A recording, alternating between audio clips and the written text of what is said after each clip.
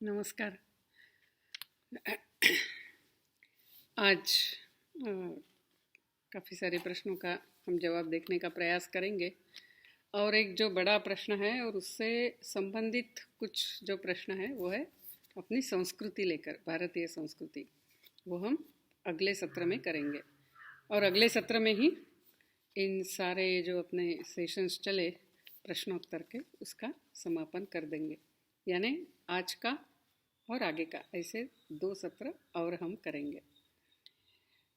इसलिए कुछ प्रश्न छूट भी जाएंगे और अभी आप प्रश्न भेजिए भी मत। और हमें पक्का विश्वास है कि ये कोरोना का जो शटडाउन है वो सारा समाप्त होते हुए फिर से स्वास्थ्य की ओर हम सब चलते हुए अपना जो नित्य रूप से प्रवास बैठकें होती है वो होने लगेगी और फिर उस समय जिनके प्रश्न रह गए उनके साथ जरूर चर्चा करते हुए हम उसको देखेंगे। ये जो प्रश्न है यह है प्रकाश कुमार आचार्य, नगर प्रमुख, Kendujhar. Which is the appropriate way in this life for development of soul? Karmayoga, japa और भक्ति। ऐसा भी किसी ने और एक प्रश्न पूछा है कहीं कि ज्ञान योग, कर्मयोग कौन सा अच्छा है। तो इसके लिए जो एकनाथ जी पूछते थे प्रश्न, वो कहते थे कि कन्याकुमारी में कितने समुद्र है। सामान्यतया हम कहते हैं कि कन्याकुमारी में 3 समुद्र है, लेकिन सच में यदि हम देखते हैं तो कन्याकुमारी में कितने समुद्र हैं? तो कन्याकुमारी में एक ही समुद्र है। हमने अपनी सुविधा के लिए उनको 3 नाम दिए हैं कि जो बंगाल के बाजू से आता है उसको बंगाल का सागर, फिर इधर से जो आता है उसको सिंधु सागर, और जो नीचे है वह इंडियन ओशन यानी हिंद महासागर। ऐसे नाम हमने अपनी सुविधा के लिए दिए हैं, लेकिन समुद्र तो एक ही है। उसी प्रकार योग का अभ्यास यह एक ही है। ऐसा कभी नहीं हो सकता है कि कर्मयोग करता हूँ तो उसमें भक्ति ज़रूरत नहीं, या भक्ति योग है तो उसमें कर्म करने की ज़रूरत नहीं, या ज्ञान की ज़रूरत नहीं। ऐसा नहीं है, ये समन्वयात्मक है। लेकिन किसी पे ज़्यादा जोर दिया जाता है, इसीलिए हमने अपनी सुविधा के लिए हमने उसको अलग अलग नाम दिए हैं। तो जैसे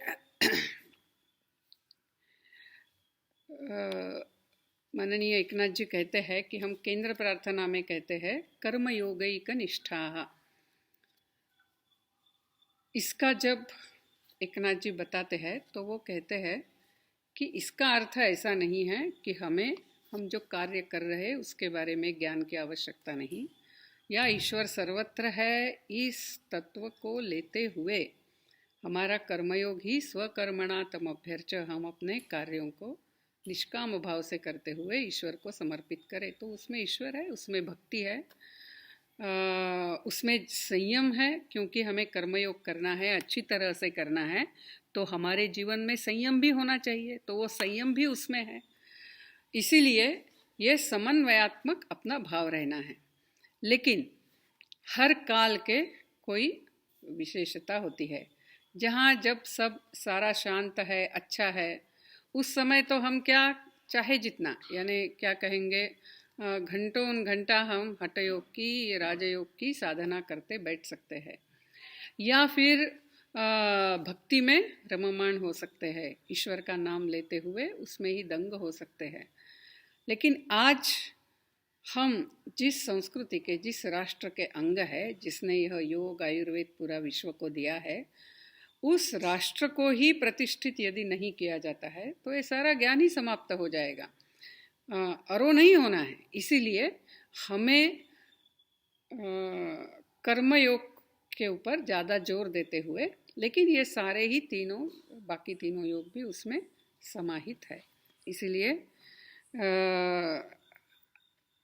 अपना कार्य करता करके अपने आत्मिक विकास के लिए, और वैसे भी हमें इन चारों योगों को लेकर ही अपना कार्य करना है। वर्षा दीदी, प्रकल्प सह संघटक। भगवान असुरों के बल के गर्व को नष्ट करते हैं वर्तमान युग की आसुरी प्रवृत्ति का संहार करने भगवान ही अवतरित होंगे या मनुष्य के द्वारा संभव है। एक्चुअली भगवान जब भी आते हैं वो सिर्फ स्वयं काम नहीं करते हैं, वो अपने साधनों को भी जुटाते हैं। वो सर्वसाधारण लेकिन जो भक्ति वाला व्यक्ति है, जो सरल है मन के, उनके माध्यम से ही वो अपना कार्य संपन्न करते हैं। जैसे राम ने किया, जैसे कृष्ण ने किया।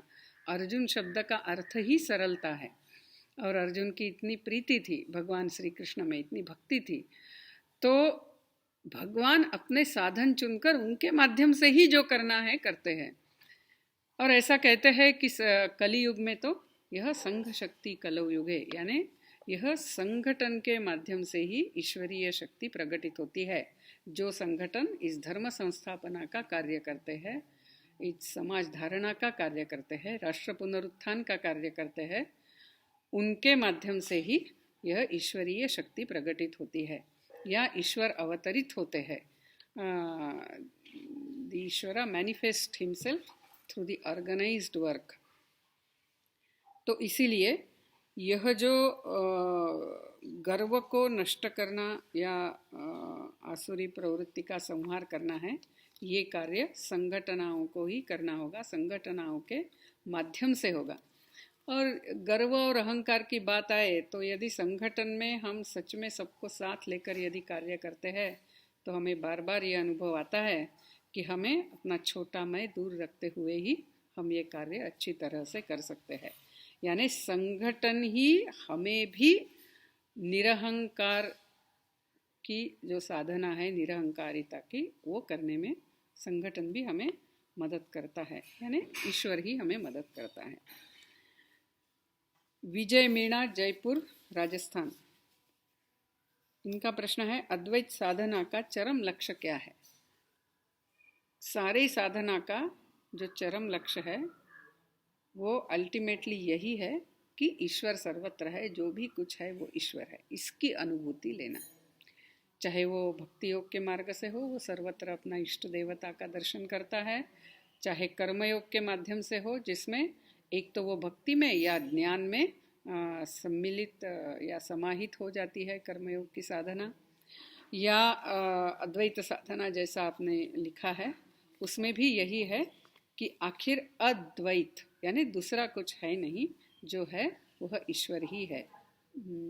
यह अद्वैत साधना का चरम लक्ष्य है।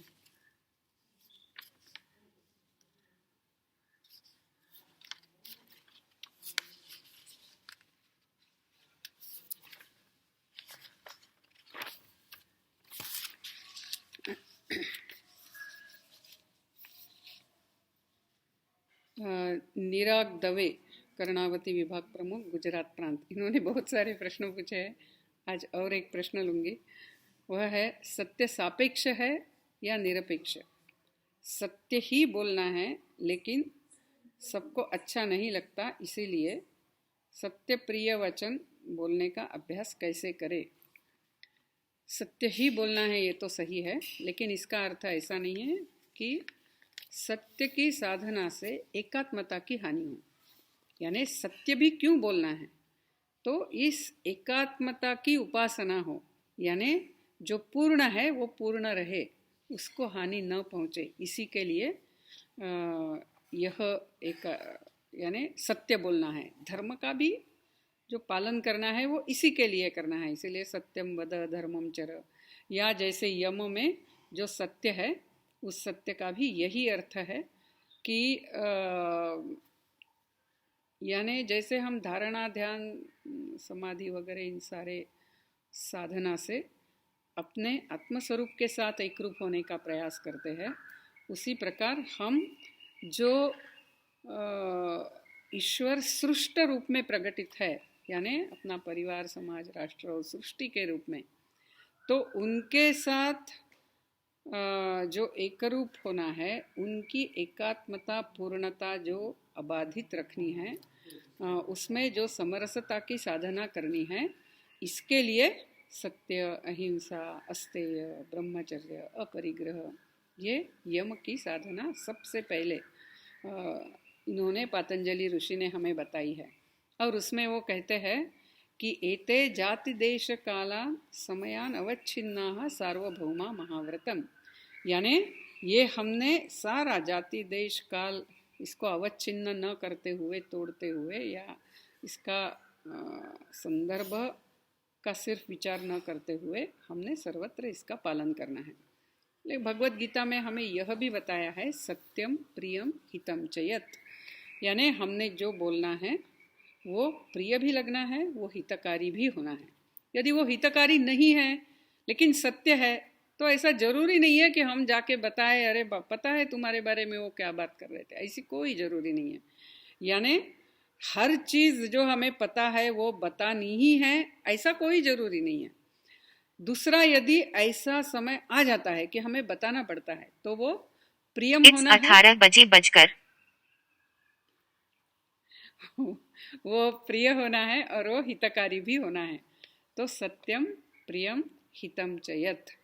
और ये साधना, ये जो वाणी की साधना है, ये संगठन में तो और आवश्यक है, क्योंकि हम सबके साथ चलते हैं। हमारे एक एक शब्दों का परिणाम होता है, हम लोगों को साथ ले जाते हैं। वो कैसे जाते हैं, बहुत बहुत बार ऐसा होता है कि कोई कार्यकर्ता के उसका मन हमारे पास खोलता है, यानी सारा मन खुला करके बताता है उसके क्या क्या दुख है। उसमें वो कुछ किसी और कार्यकर्ता के बारे में बता रहा होगा, लेकिन ऐसा जरूरी नहीं है कि तुरंत हम भी अपना मन उससे कलुषित करें, या हमारे मन में भी किंतु परंतु आने लगे, या हम जाके सीधा उस कार्यकर्ता को बोले कि देखो ये तुम्हारे बारे में ऐसा बोल रहा है। ऐसा नहीं है। तो हमें पूर्णता की रक्षा करना, यानी संगठन की रक्षा करना, संगठन के कार्य की रक्षा करना, समाज की रक्षा करना, वातावरण को योग्य रखना, इसके लिए किस प्रकार हमने बोलना है, ये साधना है। और ये जो वाणी की साधना है ये हर कार्यकर्ता ने जरूर करनी है। इसीलिए सेवा ही साधना में एकनाथ जी बहुत जगह what to speak, when to speak, where to speak, how to speak, ये एकदम कैपिटल लेटर्स में लिखते हैं, क्योंकि ये बहुत महत्व का है। कुछ लोग ऐसे होते हैं, वो कहते हैं मैं तो एकदम सीधा सीधा हूँ, मेरे मन में जो आता है ना वो मैं सीधा बोल देता हूँ। उनको लगता है ये उनका बहुत, वो ये बहुत बड़ा क्या है, बहुत बड़ी विशेष बात है। यानी वो यानी क्या कहेंगे, कौतुक से या अभिमान से बताते हैं मैं तो ऐसा हूँ, मेरे मन में जो भी आता है बोल देता हूँ, फिर मेरे मन में कुछ नहीं रहता है। अरे तुम्हारे मन में नहीं रहता है, लेकिन तुम्हारे शब्दों के कारण दूसरों को जो दुख पहुंचा है उसका विचार करो। लेकिन बहुत बार हम ऐसा उसका अर्थ निकालते हैं, लेकिन ये ऐसा नहीं है। हमने जो बोलना है वो बड़ा सोच समझ के बोलना है। कभी कभी तो ऐसा होता है कि जैसे समझे कि एक आधा बहुत बड़ा कार्यक्रम हुआ, कार्यकर्ता आके पूछते हैं कि कार्यक्रम कैसा रहा। अभी हमें लगता है कि हम अधिकारी हैं, हमने उनको सारा बताना है कि क्या क्या गलतियां हुई, ये ऐसा हुआ, ये ऐसा हुआ। उस कार्यक्रम के लिए बहुत दिनों से वो कार्य कर रहे हैं, और ऐसे समय जब वो पूछने आते हैं तो ये बताने का समय नहीं होता है। जो अच्छा हुआ बहुत अच्छा हुआ, सच में अच्छा हुआ है तो, और ये जो माइनर बहुत कुछ ना कुछ तो रहता ही है, ये उस समय बताने का समय नहीं है, ये बाद में बताना है। यानी ये कब बताना है, व्हेन टू स्पीक, एकनाथ जी कहते हैं। इसमें आपने एक कहानी वो सुनी होगी, बड़ी प्रसिद्ध कहानी है कि बोलना है तो भी उन शब्दों को योग्य कैसे बनाना, यानी झूठ भी नहीं बोलना, वो हितकारी भी होना है, वो प्रिय भी होना है। सत्यम प्रियम हितम चयत, ऐसा भगवत गीता कहती है। तो एक राजा था, और उस राजा ने एक बार एक ज्योतिषी को बुलाया उसका भविष्य बताने के लिए। और राजा ने देखा और बोला, अरे रे रे, आपको तो आपके पुत्रों का मृत्यु देखना होगा। तो राजा बड़ा गुस्सा हो गया, उसको अच्छा नहीं लगा, उसको लगा ये ज्योतिषी ठीक नहीं है। उसने उसको भेज दिया कुछ, यानी उसको कोई दान वगैरह या बख्शिश वगैरह कुछ दिया नहीं, पुरस्कार नहीं दिया, शुल्क भी नहीं दिया उसने, जो भी कुछ सारा कैलकुलेशन किया होगा। फिर उसने और कुछ लोगों को बोला, और हर इसके ऊपर वो चिढ़ता गया, जैसा हर कोई यही बता रहा है। फिर और एक आया ज्योतिषी, और इस ज्योतिषी ने उस राजा का सारा हाथ देखा, कुंडली देखी, सब कुछ किया, और फिर उसने कहा कि वाह राजा, आप तो आपके पोतों का यौवराज्याभिषेक देखने वाले हैं, यानी आपके पोतों को राजा बन गए वो आप देखने वाले हैं। तो ऐसा जब उसने कहा, राजा बड़ा प्रसन्न हो गया। एक्चुअली इसने भी वही कहा, यदि पुत्र का मृत्यु होगा तभी तो पोता राजा बनेगा। लेकिन ये जो बोलने का जो तरीका है ये हमने बताना है। बहुत बार हम सीधा बोल देते, जाओ या ऐसा करो। हम ये भी बोल सकते हैं कि ऐसा कर सकते हो क्या, ऐसा करने से कैसा होगा, मुझे ऐसा लगता है कि ऐसा करने से अच्छा रहेगा, लेकिन आपको क्या लगता है आप सोचिए। यानी आखिर हम सबका मन जीत कर ही काम कर सकते हैं, सबको अपना कर ही काम कर सकते हैं। हम आदेश देकर काम नहीं कर सकते हैं। यानी हो सकता है मैं जो बता रही हूँ वो सही है और ऐसा होना चाहिए, लेकिन वो सत्यम प्रियम हितम चयत, ये यदि हम ध्यान में रखते हैं तो कार्यकर्ता का काम बहुत अच्छा है। मैंने जो परम पूजनीय गुरुजी गोड़वलकर है उनके बारे में, उनका जो एक पुस्तक है पाथेय करके, शायद रंगाहरी जी ने निकाला हुआ है, वो मैं पढ़ रही थी। उसमें किसी कार्यकर्ता ने उनको प्रश्न पूछा कि आपके मुंह से शब्द हमेशा योग्य ही कैसे निकलते हैं, इतने चुने हुए कैसे निकलते हैं। तो उन्होंने कहा ये अभ्यास से होता है, ये ऐसे ही जन्मतः जनरली कुछ लोगों का थोड़ा बहुत फर्क में थोड़ा बहुत अच्छा बुरा होगा, लेकिन ये अभ्यास से होता है। तो उन्होंने कहा रोज रात को बैठ के आज मैंने दिन भर जो भी बोला मैं वो और अच्छी तरह से कैसे बोल सकता था, जिससे लोग हमारे साथ जुड़ जाए, ऐसा मैं कैसे बोल सकता था। ऐसा यदि हम भी रोज विचार करते हैं तो निश्चित रूप से आपने जो ये पूछा है सत्यम सत्य प्रिय वचन बोलने का अभ्यास कैसा करें, वो हम जरूर कर सकेंगे।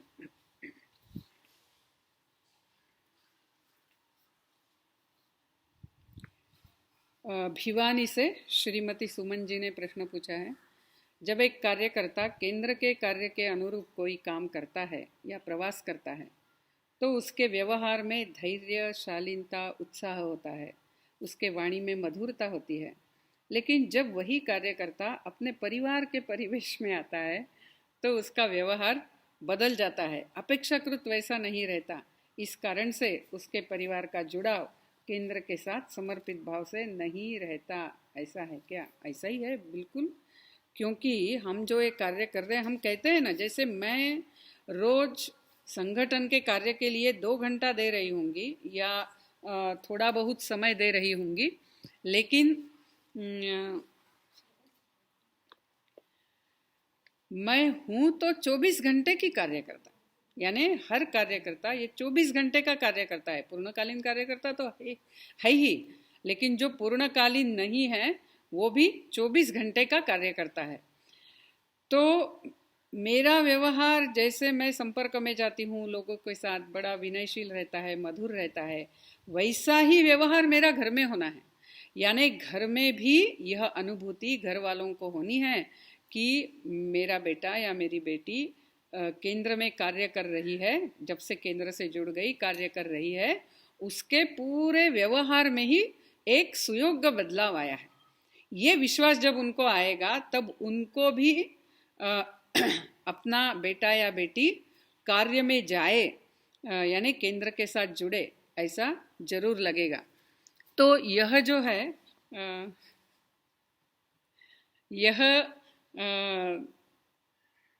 हमें कार्यकर्ताओं को जरूर बताना है। और यदि हम ऐसा नहीं करते हैं, हम केंद्र में तो बहुत अच्छा व्यवहार करते हैं और घर में नहीं करते हैं, तो फिर घर वालों को तो निश्चित रूप से चीड़ होगी, क्योंकि किसी को भी ढोंग अच्छा नहीं लगता है। एक जगह एक है और दूसरी जगह दूसरे है। तो हम 24 घंटे के कार्यकर्ता है। जैसे हम बाकी लोगों को केंद्र से जोड़ना चाहते हैं, वैसे ही हम अपने परिवार के लोगों को भी केंद्र कार्य से जोड़ने का दायित्व हम सारे कार्यकर्ताओं का होता है। वो उस परिवार के बेटे का तो होता ही है, हम सबका भी होता है। तो इसीलिए ये निश्चित रूप से हमने भूलना नहीं है कि हम 24 घंटे केंद्र के कार्यकर्ता है। किशन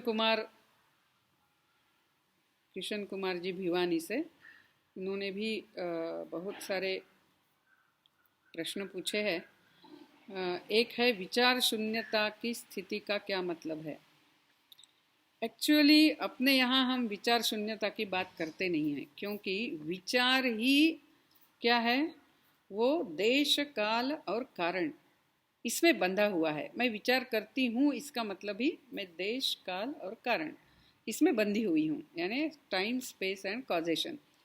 लेकिन मैं यानी अपने इसमें जो कहते हैं कि हमें तो इसके परे जाना है। यदि आत्मस्वरूप से एकरूप होना है तो हमें स्पेस टाइम कॉजेशन से परे जाना है।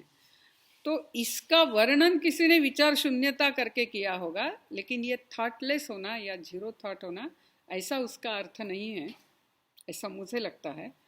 चित्त वृत्ति निरोधा हम कहते हैं, ये जो वृत्तियाँ उठती है मन में, उसका निरोध करना, तभी अपने आत्मस्वरूप का हमें दर्शन होता है। तदा दृष्टु स्वरूपे वस्थानम, ऐसा पतंजलि ऋषि कहते हैं।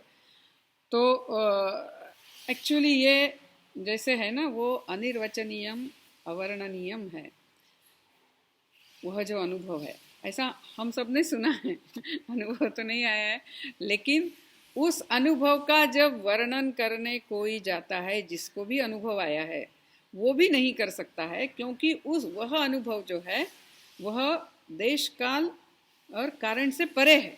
आप उसको शब्दों में लाने का प्रयास करेंगे, इसका मतलब ही वो उसमें आ जाएगा, तो वर्णन ये अधूरा होगा, योग्य नहीं होगा। इसीलिए ज़्यादा शब्दों में हमने यानी किस कॉन्टेक्स्ट में किसने लिखा है ये देखते हुए ही हमने संदर्भ समझ के इसका अर्थ निकालना है। क्या विवेकानंद केंद्र किसी भी राजनीतिक पार्टी को प्रत्यक्ष या अप्रत्यक्ष तौर पर समर्थन करता है? क्या विवेकानंद केंद्र के कार्यकर्ता किसी भी राजनीतिक पार्टी को प्रत्यक्ष या अप्रत्यक्ष तौर पर समर्थन कर सकते हैं?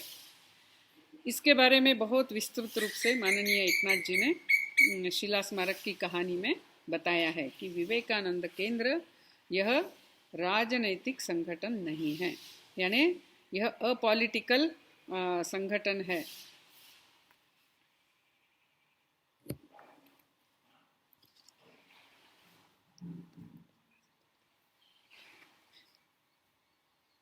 एक मिनट, हाँ, आज एक्चुअली हमने थोड़ा अलग प्रयोग कर रहे हैं, क्योंकि बीच बीच में वो वाईफाई कनेक्शन जाता था, इसीलिए थोड़ा पहले ही रिकॉर्ड करके फिर उसको अपलोड करेंगे प्रीमियर में। ऐसा करके आज यानी आज का जो हुआ और अभी आगे का जो होगा, इसके लिए हम ऐसा कर रहे हैं।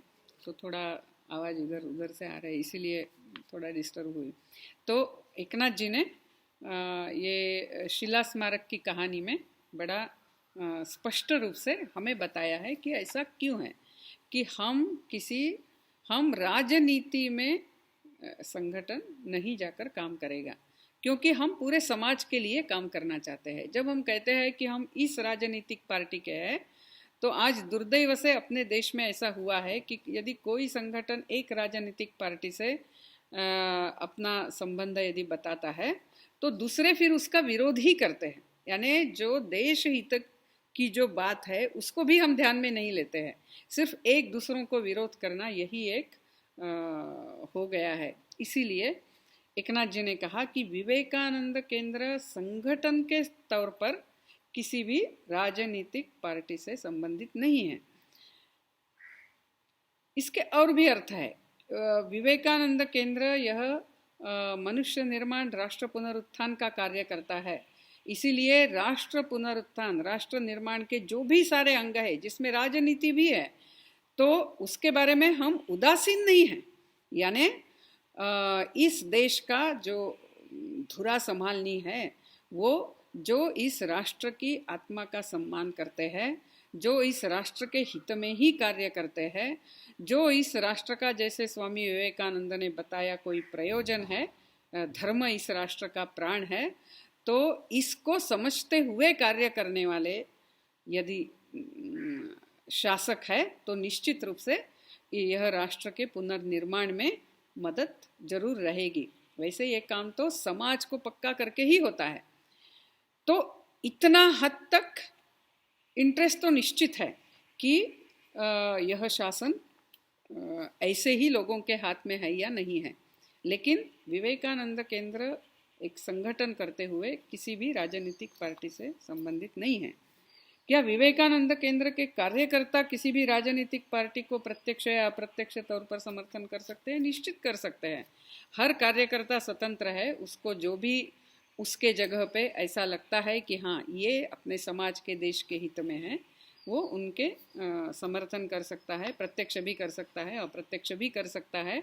सिर्फ हम ऐसा कहते हैं कि जिनका कोई राजनीतिक दायित्व है वो केंद्र में दायित्व लेकर काम नहीं कर सकता है, केंद्र का कार्यकर्ता निश्चित हो सकता है।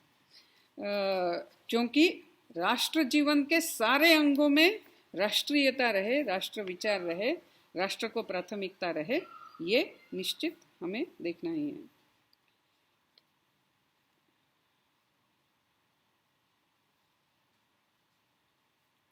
नरेंद्र कुमार, शाखा चिंचवड़, महाराष्ट्र। जैसे कि हम बोलते हैं कि हमें हमेशा उत्साह से नई चीज़ें सीखते रहना चाहिए और स्वीकृति होनी चाहिए, जिसमें विविध स्वभाव के व्यक्तियों को एक्सेप्ट करना, उनके बीच एडजस्ट होना और नए उपक्रम हाथ में लेना। परंतु उम्र के साथ या व्यक्तिगत जीवन की जिम्मेदारियों के साथ वह उत्साह कम होने लगता है। इस उत्साह को बनाए रखने के लिए क्या करना चाहिए और एक आदर्श जीवन पद्धति में नियमितता कैसे लाई जाए? यानी 2 प्रश्न हो गए। तो पहला प्रश्न जो है, अपना उत्साह बना रखना, ये तभी होता है जब हम अपनी शाखाओं में, केंद्र की शाखाओं में जो सारे कार्यकर्ता है उनके साथ अपने अच्छी पहचान रहती है, संबंध रहते हैं। और जो नए कार्यकर्ता आते हैं, यानी संस्कार वर्ग के बच्चे हो सकते हैं या अपने स्वाध्याय वर्ग के, योग वर्ग के युवा भी हो सकते हैं, तो जितना नया खून, यानी जितना युवा वर्ग आता है और हम उनके साथ जुड़ते हैं, हम उनके साथ गप्पे लगा सकते हैं, तो अपना उत्साह कायम रहता है। जैसे एक छोटा सा उदाहरण दूँ तो, जैसे परिवार में जब कोई छोटा बच्चा जन्म लेता है, ठीक है यानी बच्चा जन्म लेता है, तब वो पूरे परिवार में, उस पूरे घर में एक चैतन्य जैसा आ जाता है। क्योंकि ये जो छोटे बच्चे होते हैं वो उस प्रकार से उत्साह चैतन्य लाते हैं। तो अपना यह संपर्क, और इसीलिए हम जो कहते हैं ना कि केंद्र वर्ग में जरूर जाना है, क्योंकि केंद्र वर्ग में ये सारे बच्चे आते हैं, ये अपने युवा आते हैं, और वहाँ हमने ये क्या युवा ऐसा कर रहे हैं, ऐसा नहीं करना है, हमने भी उनके जैसा युवा होना है। तो ये करते रहने से अपना उत्साह कायम रहता है। और रोज थोड़ा ध्येय स्मरण भी जरूर करना चाहिए, जो यदि हम नियमित रूप से केंद्र प्रार्थना करते हैं और प्रार्थना का अर्थ समझकर करते हैं, तो ये उत्साह अपना निश्चित रहता है।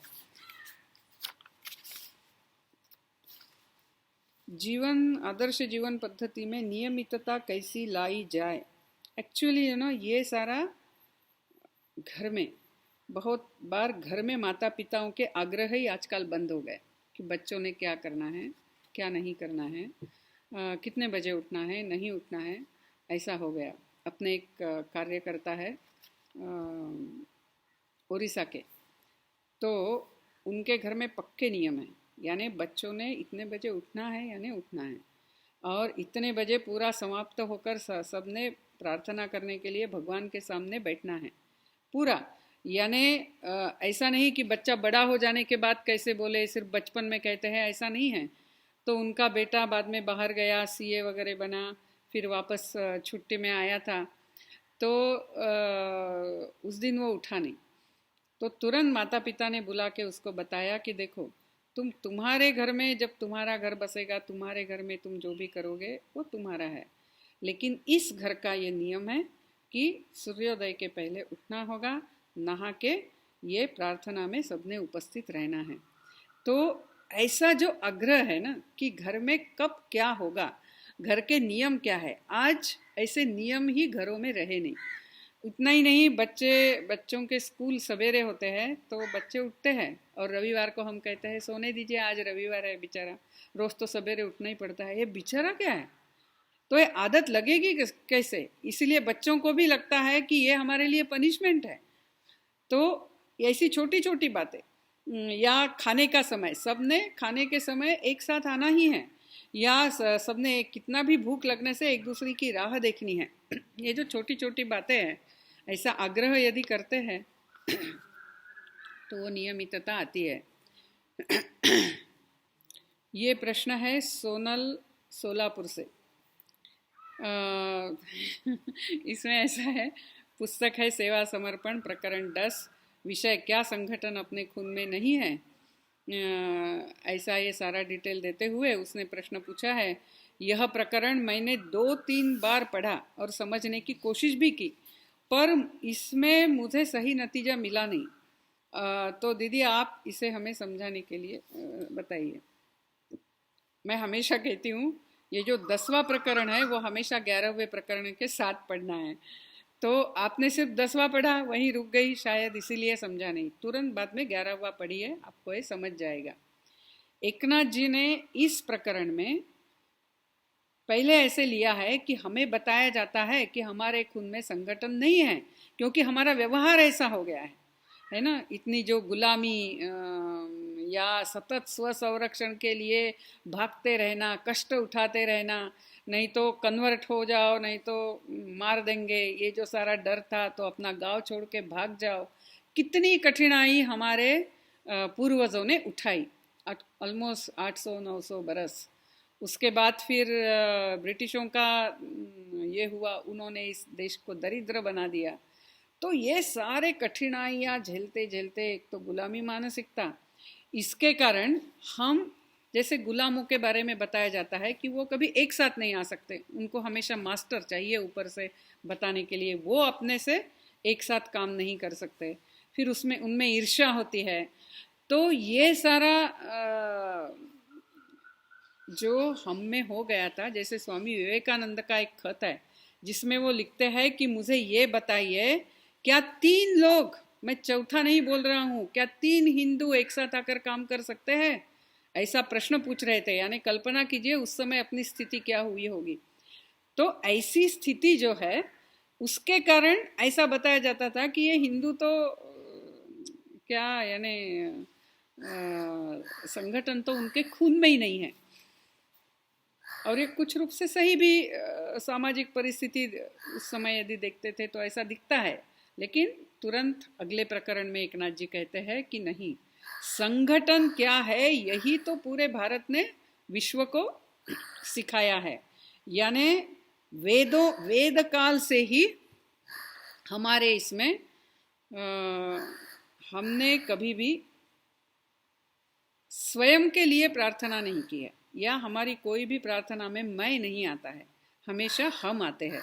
यानी जैसे जो गायत्री मंत्र है उसमें धियो यो नः प्रचोदयात्, या समान मंत्र समिति समानी समाना हृदयानि वा संगच्छध्वम संवदध्वम, यानी आप सब एक साथ चलिए। यानी ये जो सारा है, फिर एकनाथ जी उसके अनेक उदाहरण देते हैं कि एक इंटरनली ऑर्गेनाइज सोसाइटी कैसी होती है। इसका उत्तम उदाहरण यह भारत है। और हर किसी व्यक्ति को समाज में स्थान है, उसकी जो भी विशेष उसके गुण होंगे या उसकी जो भी कमजोरी होगी, हर एक को स्थान है। ऐसी एक सामाजिक व्यवस्था इस राष्ट्र ने कैसे निर्माण की थी? तो संगठन हमारे खून में था, हमने ही विश्व को संगठन सिखाया है, इसीलिए वो हमारे खून में नहीं है ऐसा बोल के हमने इस जिम्मेदारी से छूटना नहीं है। तो हम यदि निश्चय करते हैं, बहुत अच्छा संगठन खड़ा कर सकते हैं, और वो हुआ भी है। तो इसीलिए आप जरूर 11वां प्रकरण भी पढ़िए।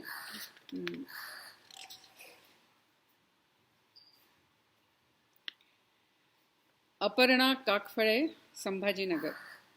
What we should understand from निष्काम कर्म योगा एज ए कार्यकर्ता। काम यानी इच्छा, निष्काम यानी जिसमें ये स्वयं के हित की, यानी स्वयं के मुझे कुछ मिले, जैसे शरीर मन बुद्धि के से संबंधित इच्छा जिसमें नहीं है, ऐसा किया हुआ कार्य। हमारी इच्छा तो है यह राष्ट्र फिर से अपने गरिमा से वो वैभवशाली सिंहासन पर प्रतिष्ठित हो, पूरे विश्व को मार्गदर्शन करे, ये इच्छा तो है।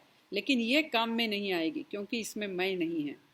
तो यह निष्काम कर्मयोग यानी मैं विवेकानंद केंद्र में काम क्यों कर रही हूँ? क्योंकि मेरा नाम होगा, मुझे लोग अच्छा बोलेंगे, या मेरा समय नहीं जाता है तो थोड़ा समय उधर डाल दूँगी, या फिर थोड़ा सोशलाइजिंग हो जाता है। क्या मेरे विवेकानंद केंद्र में काम करने के पीछे ये विचार है? तो फिर वो निष्काम कर्मयोग नहीं है। मैं ये क्यों कर रही हूँ? क्योंकि यह राष्ट्र पूरे विश्व को मार्गदर्शन करे, यह ईश्वरीय विधान है, यह ईश्वरीय संकल्प है, और इसीलिए यह राष्ट्र ऊपर उठ रहा है। और ऐसे समय इस राष्ट्र को एक समर्थ राष्ट्र बनाने में ईश्वर ने मुझे भी अपना साधन करके चुना है। इसलिए मैं साधन भाव से जो भी मेरा दायित्व है वो पूर्ण रूप से, पूरे श्रद्धा से मैं करूँगी। इस भाव से यदि हम कार्य कर रहे हैं, साधन भाव से कर रहे हैं, तो फिर वो साधना हो जाती है। ऐसा निष्काम कर्मयोग अपेक्षित है।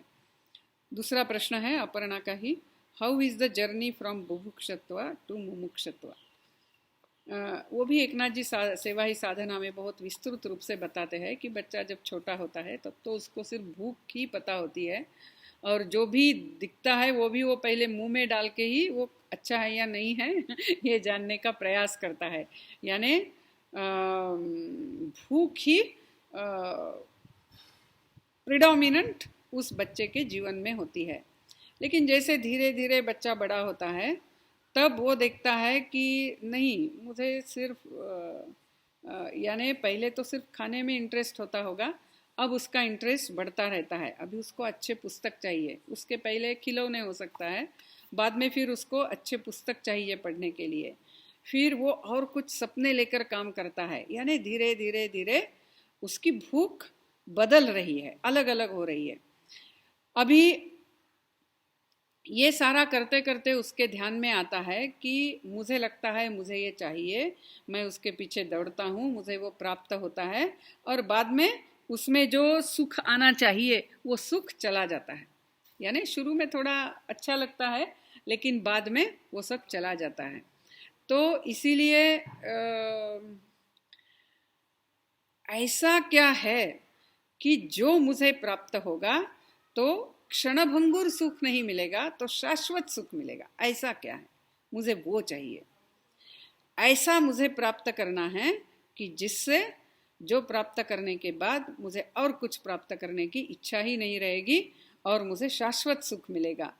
यानी ऐसा सतत भोग करते करते करते, जिसको अपने शास्त्रीय भाषा में भोगापवर्गार्थम कहते हैं।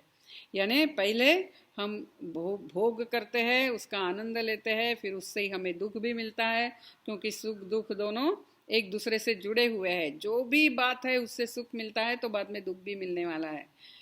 ये सारे जो फाइनाइट शांत या इस जगत का जो भी कुछ है वो आज सुख देगा तो कल दुख देगा। फिर मनुष्य प्रश्न करने लगता है कि ऐसा क्या है कि जो शाश्वत सुख देगा, और वो फिर शांत नहीं हो सकता है, वो अनंत ही हो सकता है। अनंत सुख शांत से नहीं आता है, और इसीलिए वो अनंत की खोज में जब अपने जीवन का प्रवास शुरू करता है तब हम कह सकते हैं कि बुभुक्षा से अभी वो मुमुक्षा की तरफ मुड़ा है। यानी मुझे मुमुक्षत्वम प्राप्त होना है, मुझे ये सारे जो यानी लाइक्स डिसलाइक्स ने मुझे बांध दिया है, राग द्वेषों ने, उससे मुक्त होकर जो काम करने के लिए मैंने जन्म लिया है वो मैं मुक्त होकर कर सकूं, ईश्वर में स्थित होकर कर सकूं, आत्मस्थ होकर कर सकूं। ऐसी एक भूख उसमें जब निर्माण होती है उसको मुमुक्षत्वम कहते हैं।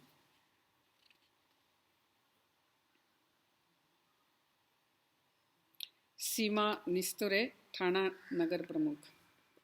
Advancement in technology and easy availability of resources has made people self-centered. This has reduced Tyaga and Samarpan in them. What can we do to tell them about its importance? ऐसा हो गया है कि टेक्नोलॉजी और सारे resources की उपलब्धता के कारण मनुष्य आत्मकेंद्रित हुआ है, क्योंकि वो सुख सुविधाओं का दास बन गया है। तो उससे बाहर निकलते हुए समाज के लिए कुछ करना ये मनुष्य को कठिन लगता है। लेकिन आज भी अपने देश में परिस्थिति इतनी बेकार नहीं है। यदि हम प्रयास करते हैं तो आज भी ऐसे लोग हैं, अनेक लोग हैं कि जो अपने परिवार के परे जाते हुए समाज और राष्ट्र के लिए विचार कर सकते हैं। तो यह जो समाज के साथ एक रूप होना, राष्ट्र के साथ एक रूप होना, ये जो विचार है, ये जब उनमें जग जाता है तब वो अपने राष्ट्र के लिए भी कुछ करने के लिए निश्चित रूप से तैयार होते हैं। अभी ये हमने बताने से होता नहीं है। What can we do to tell them about its importance? तो हम यदि ऐसा जीवन जी रहे तो हमारी तरफ देख के धीरे धीरे बाकी लोग भी प्रभावित होकर उसमें से आते हैं। इसीलिए ये बताना है, ठीक है, हमने जहाँ बताना है वहाँ बताना भी है, लेकिन हमने वो जीना भी है। तो आप तो कार्यकर्ता है ही, आप जी भी रही है, तो इस पर विश्वास रखिए कि अच्छे विचारों के बीज निश्चित रूप से मनुष्य के हृदय में अंकुरित होते हैं। लेकिन वो अच्छे विचारों के बीज है, इसलिए उसको समय लगता है। जैसे हम जानते हैं ना कि जो ये क्या कहते हैं, राई वगैरह है, उसके पेड़ तो बहुत जल्दी उग जाते हैं, लेकिन यदि हमें कोई अच्छा पेड़ चाहिए तो उसको बहुत समय लगता है। जैसे आपने अशोक का पेड़, अशोक यानी वो शोभा देने वाला वो नहीं, जो सही रूप से जो अशोक का पेड़ है जिसमें बहुत लाल फूल आते हैं, तो उसका तो पहले 2 पन्ने बाहर आने के लिए ही 2-3 महीना लगता है, कभी तो 4-4 महीने लगते हैं, क्योंकि पहले उसकी जड़ पूरी अंदर जाती है और फिर वो ऊपर आता है। बड़ा होने के लिए भी बहुत समय लगता है। तो ऐसा है, ऐसे बांस के भी कुछ पेड़ है, बहुत सारे पेड़ ऐसे होते हैं। तो इसीलिए हमने धैर्य के साथ ये काम करते रहना है।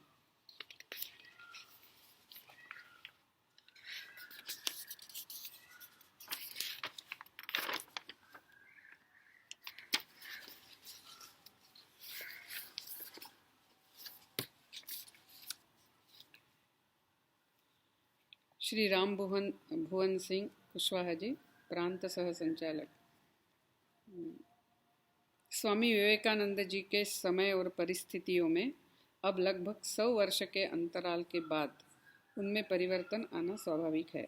अतः उनके विचारों को अक्षरशः पालन किया जावे अथवा उन उद्देश्यों के अनुरूप विचारों में आवश्यक परिवर्तन आवश्यक है क्या? एक तो ऐसा है कि हमने एक बात बहुत स्पष्ट रूप से समझनी है कि ये स्वामी विवेकानंद, शंकराचार्य वगैरह इनके जैसे जो लोग होते हैं ना, वो सिर्फ तात्कालिक परिस्थिति लेकर बात नहीं बताते हैं। तो मनुष्य की जो मनुष्य के स्वभाव की ही या मनुष्य जीवन की ही जो बाधाएं हैं, जो समस्याएं हैं, उसको ध्यान में लेते हुए बात बताते हैं। यानी वो हमेशा शाश्वत तत्व लेकर ही बात बताते हैं। उन्होंने उस समय के परिस्थिति का कॉन्टेक्स्ट लिया भी होगा, परिप्रेक्ष्य संदर्भ लिया भी होगा, तो भी जो वो बात बताते हैं वो शाश्वत होती है और इसीलिए वो हर काल के लिए चिरकालिक रहती है। आप आज भी स्वामी विवेकानंद को पढ़कर देखिए कि उनका जो मुख्य संदेश है सारा, वो उतना ही आज भी सुसंगत है, रिलेवेंट है। जैसे 1000 बरस पहले भी मनुष्य हंसते समय एक ही प्रकार से हंसता था या रोते समय उसके एक ही प्रकार से रोता है, उसमें कोई फर्क नहीं है।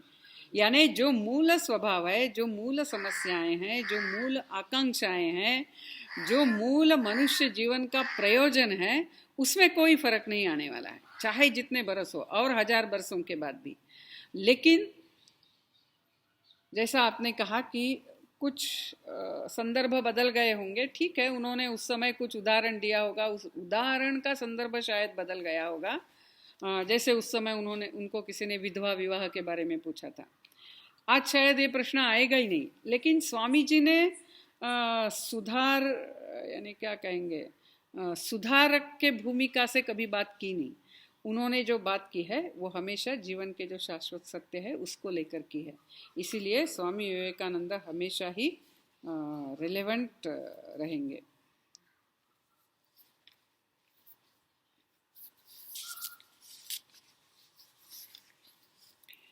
Dr. Rajbhushan Prasad, Nagar Pramukh, Bhagalpur, Bihar.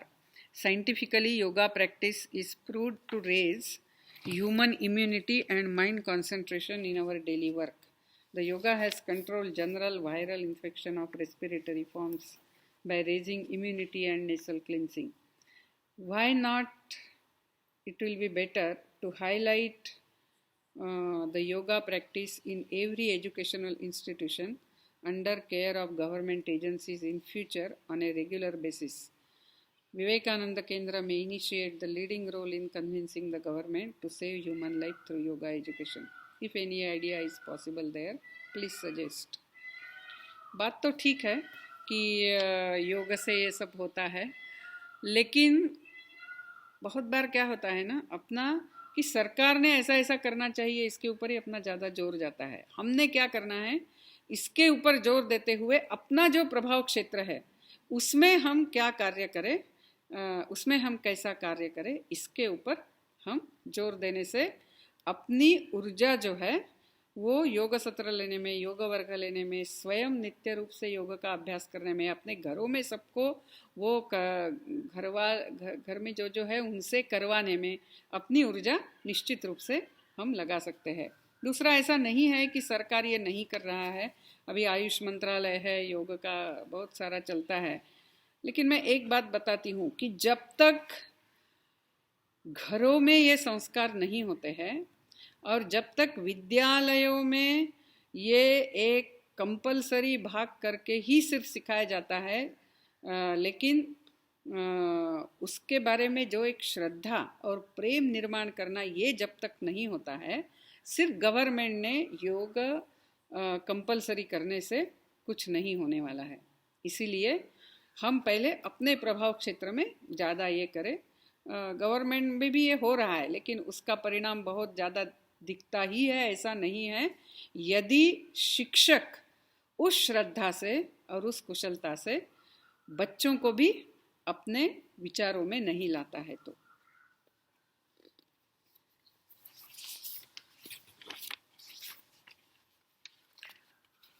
ये प्रश्न, this question is from Supriya. She is as such housewife, she has written, and also she is member of Ek Bharat Vijay Bharat Samiti, Hyderabad, Telugu Prant.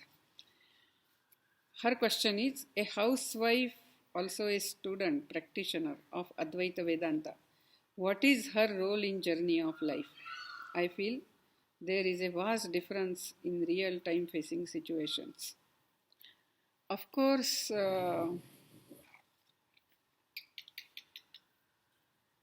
real time, that is the present situation, is materialistic, is focusing more on individual's freedom, what individual gets, and success is defined in how much you can get from others. So in such situation, if someone is thinking of good of everyone and trying to live that person may be considered as outdated. That is quite possible. But if, as you have written, you are a practitioner of Advaita Vedanta, I don't think you will get disheartened by that. Because you have written you are a practitioner, you are not just appreciating Advaita Vedanta. So it happens, whatever is the situation. The pathfinders are those who, in spite of very depressing situation around, they continue on their path. So I feel you are doing very right thing. You continue in that. And there is no, I will say, dilemma. There should be no dilemma that how a housewife can practice Advaita Vedanta. Because, first thing, when we are really at that, stage in Samadhi or whatever, that is only a, whatever we are in meditation, as we know from the life of Sri Ramakrishna. But once they come out of that, they are at Vyavaharik level. And at Vyavaharik level, he always liked to be the devotee of Kali, Mother Kali. So same way, when we practice that, it's fine. But at Vyavaharik, that is practical level, we are part of the whole family. And therefore, we care for the family, we care for the society, we care for the nation. Actually, we had many such women who had practiced that. Their names may be known, may not be known. Like Maitreyi's name is known, wife of Yajnavalkya. Or the name of Sulabha is known, a great yogini, but she was not housewife. Or Eknath, Santa Eknath's wife, she was equally like Santa Eknath. Many such names are known, but there are many more such women, who lived a very highly exalted spiritual life. But their spirituality, they radiated in raising the family, in taking care of the society. So that's what we have to do. As Swami Vivekananda mentioned somewhere, he says all this, Jesus Christ, Buddha, Krishna, ये तो सारे बुलबुले हैं. इनके भी पीछे और बहुत गहराई से अध्यात्म का साधना करके या आध्यात्मिक स्पंदने फैलाने वाले और बहुत बड़े महान आत्मा हो गए हैं और आज भी है. तो इसीलिए ऐसे अनेक माताएं अपने देश में होने के कारण ही ऐसे बड़े बड़े आचार्य योगियों ने इन देश में जन्म लिया है. तो इसीलिए आई डोंट थिंक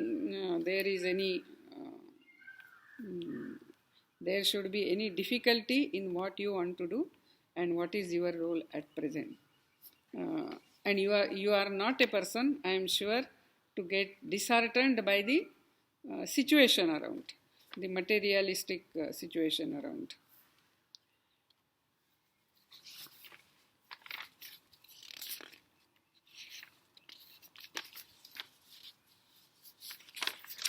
यह प्रश्न राम कृपाल दिब्रुगढ़ से है.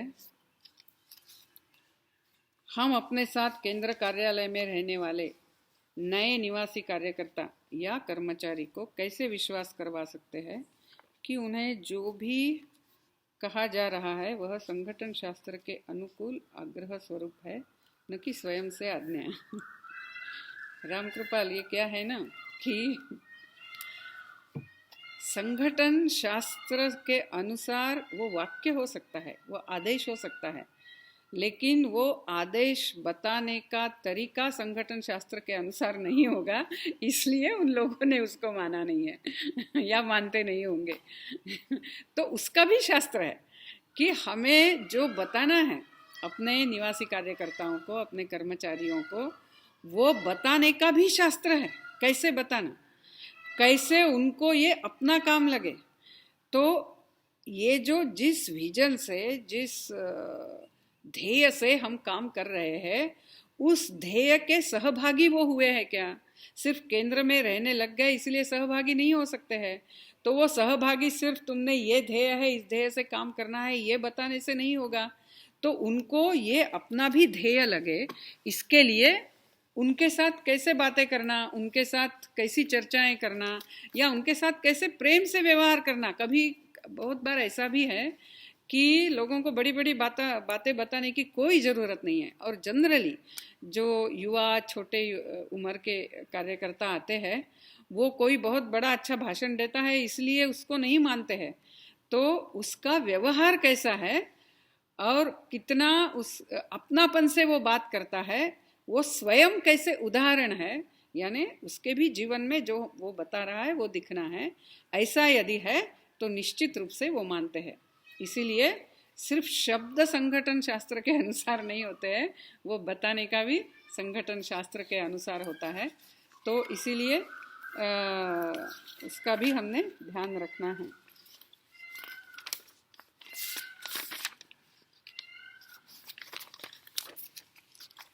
और एक 2 प्रश्न लेंगे, फिर बाकी तो सारे हमें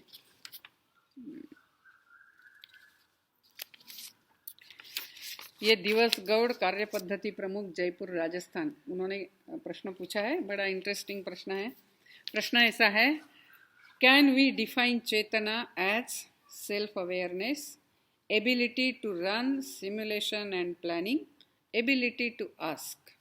If yes, then it is true that Chetana and artificial intelligence are same, because artificial intelligence also has the same dimensions, self-awareness, then ability to run simulation and planning, and ability to ask. Very good. These three things are true, but there is one more thing which artificial intelligence doesn't have, and that is ability to expand the self-consciousness. That is to become one with the higher things or the bigger things. That is to become one with the nation, one with this whole creation, to feel for all. This artificial intelligence cannot do. And also this, it's not only self-awareness means what I have to do or what I am supposed to do. Means, as I understand, you have mentioned in the context of artificial intelligence, but it is Atma Bodh. I know what I am, or I know I am, not what, sorry, I know I am. यह जो है मैं हूँ, अहम अस्मि, यह जो एक बोध है, आत्मबोध, ये आर्टिफिशियल इंटेलिजेंस को कितने हद तक होता है मुझे पता नहीं, but surely artificial intelligence has no capacity to feel one with the all the expanding layers of existence, that is the family, nation, this whole creation, and even that which is beyond all this, that is which is not manifest, means Ishvara. So that only a human being has. So human being is surely higher than artificial intelligence. I will tell you one more thing. Our devas, many devas, there are different categories of devas. If you read Taittiriya Upanishad, in that it is given. So each deva, their capacities are much more. They can do many things. But if they have to realize ultimately the Brahman, the Paramatman, they have to come back and take the birth as human being. So all these devas, they may be something like our artificial intelligence, but ultimately human life is required, because it's only in that आत्म चेतना का जो विकास है, जो विस्तार है, वो सिर्फ मनुष्य ही कर सकता है. यानी अपनेपन का जो विस्तार है वो मनुष्य ही कर सकता है. तो एक समय वैसे हो गया है, मैं एक प्रश्न लूँगी. ये चाफुंग ने पूछा है, ईटानगर अरुणाचल प्रदेश से. Why the most powerful media houses of India such as Times Group, NDTV, CNN, IBN, the Hindustan Times, the Statesman, the Hindu, Star TV, the Asian Age, Deccan Chronicle, etc. are biased against Hindus and Indian culture? What is the way out? I think you already know why they are biased. The first and foremost thing is the shares in all these are mostly from outside India. They are not from India. And it's not only from outside India, it is also from those people who hate Hinduism. Because Hinduism is their last battleground, where they have not yet won. So they all become one to attack the Hindu Sanskriti, Hindu culture, or our Indian culture. Now, what is the way out? First thing is, fortunately, social media is not that much controlled. So that is one thing. Second is, there is no alternative to the organized work that all of us we are doing. You are also part of it. So this is what we will have to do.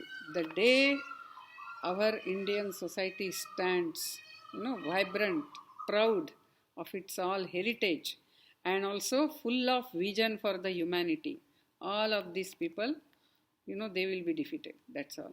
And then the things will change. So we must have confidence. This is what is going to happen, and it will happen. So with this, we shall conclude this session, and only the next session, that is on 25th, That will be our last session. In that, there are some questions related to Indian culture. So I will first try to tell what is Indian culture, define, see what are the components of Indian culture, and we will see few questions related to that. And as I told you, what all questions are left out, very sorry. We will try to cover it sometime again later.